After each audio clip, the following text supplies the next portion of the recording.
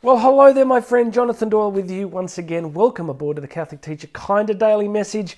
Please make sure you've subscribed to this humble channel and go check out the links below.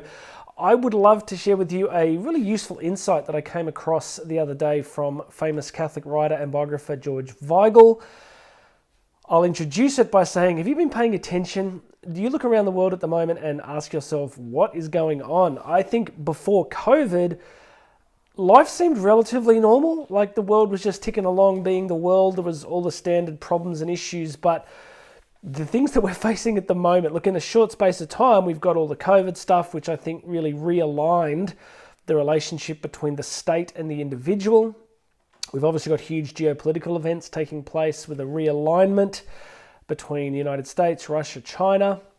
We've got this huge growing issue of AI and what that's going to mean for the world. Are we all going to die in a Terminator-style first nuclear strike that we didn't even get to pull the trigger on? I mean, are these the questions that keep you up at night? So what I came across in this article from George Weigel was this idea of crises in the life of the church. The church has faced several great crises in her life, and we're about to go into a third one, or I actually say we're in the middle of a third one. The first one was simply around the nature of God, or who is God, what is God. So the early church wrestled with a lot of heresies about, was Christ completely divine, was he partially divine, all this sort of stuff that went on, the Arian heresies that went on for ages. That was basically resolved, of course, in the Council of Nicaea and the Councils of Chalcedon, and the church came to an orthodox understanding of the very nature of Christ. The second great crisis in the church was the question of what is the church, right? So the first question, what is God? That took centuries to resolve. Then the question of what is the church itself? And you had the Reformation, you had the Protestant Reformation, and then we had the Council of Trent, and then you come through even to the Second Vatican Council, the dogmatic constitution on the church. We get this idea, and there was the Synod of Bishops in 1985, which gave us this idea that the church is on missionary discipleship, right? So these questions about what is the nature of the church herself is a crisis that has been resolved over several hundred years. Now, the crisis that the church is in at the moment and is really going to be playing out in the next year or so with this synod on synodality is the question that Weigel argues is we've gone from what is God, what is the church, to what is the human person. This is the great question. And if you think about it, it's playing out everywhere at the moment in the transhumanist agenda, in all questions around human sexuality, marriage, relationships.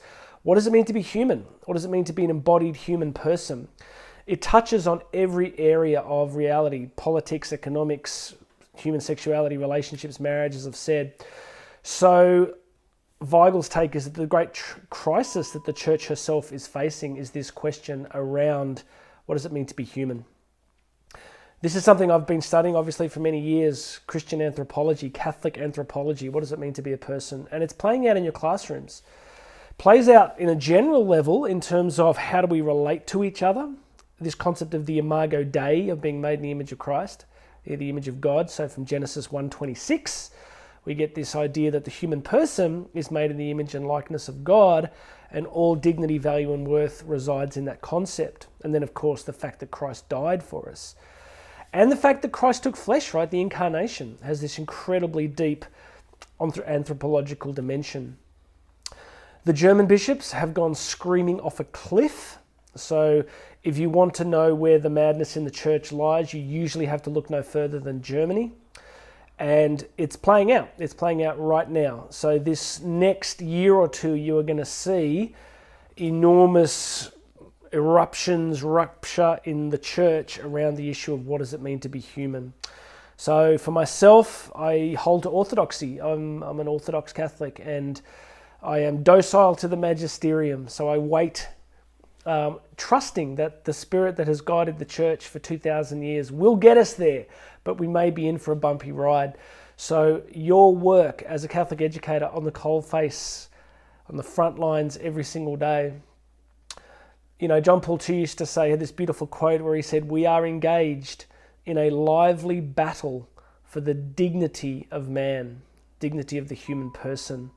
This incredible battle that looks like a classroom but is actually something else. So as you go back in there every day, go in there covered in prayer, Commit yourself to the sacraments, because you are going to need to be strong in the times ahead. All right, God bless you, my friend. Please make sure you're subscribed. Check out the links below. You can book me to speak. A whole bunch of other stuff. My name's Jonathan Doyle. I'm going to talk to you again very soon.